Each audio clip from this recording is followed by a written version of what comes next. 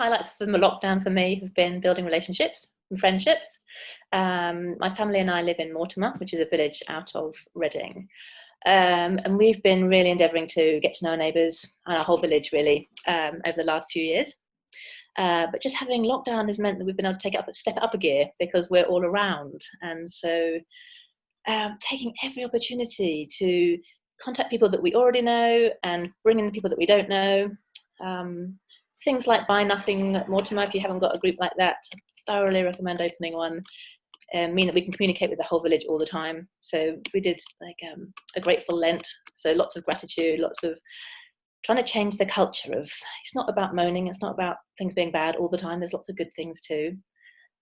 Yes, lots of shopping and prescriptions and phone calls and cards and baking, and I mean, building community is my favourite thing, so boom, it's been good. I think we must have been just sort of hanging around our front door, and our next door neighbour was chatting to us, and she said, you know, it'd be lovely if we had a chance to check in regularly. So once the lockdown started, or just before it started, we agreed to do like a midday check-in.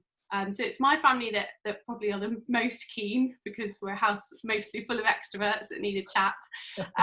But we come out every day, Monday to Friday at midday. We just come outside our house, and we always put on the WhatsApp, anyone want a chat?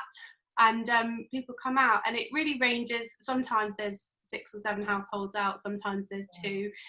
But just have a chat, check how everybody is. Easter time, I bought Easter eggs. Pastor gave me some Easter eggs, and I bought some more, and then go around and cheer them up, especially people with the children, and they were happy. And then people who has got a dog, I bought from Costco, the dog biscuits, special biscuits.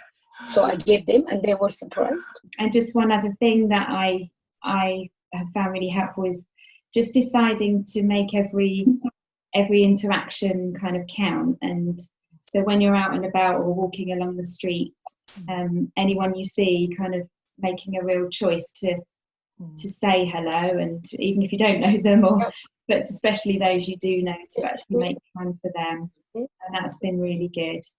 For us, we've got a few older people on the street, and they don't have smartphones, like I said, and so they're kind of the more vulnerable people, but they're not on the WhatsApp group. So one of the challenges is to remember to actually go and knock on their door physically. And then one of our guys who lives on his own, who's elderly, has really bad hearing. So you go and knock on his door, and then he doesn't hear you. And then I feel really guilty, because I think I was offering, you know, I'm going to Asda, I was going to say, do you want anything? But I can't get him on the phone, and I can't get him physically at his door. So that's something for me that I found quite a challenge. So for some of the older people, they're the ones you want to look after the most, maybe, and they're the hardest to get hold of. And so that didn't happen. And so I think, you know, with this, you just have to take the rough with the smooth.